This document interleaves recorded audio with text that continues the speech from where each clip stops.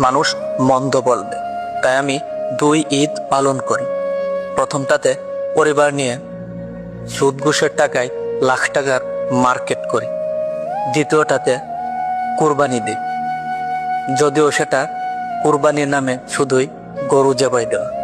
সেটা কুরবানি হিসেবে কবুল হোক বা না হোক, বড় ও মোটা গরুটা, তাজা গরুটা কিনে আনি, সেটা হোক না সুদ বা ঘুষের টাকা, তাতে আমার কিছুই যায় আসে।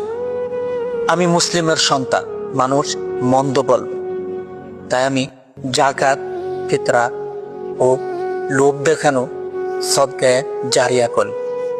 মানুষের চক্ষু লজ্জা থেকে বাঁচতে ও নিজের মান রাখতে কিছু দান করি, যদিও সেটা ছবি তুলে ফেসবুকে ও বিভিন্ন সোশ্যাল মিডিয়ায় হাইলাইট করি।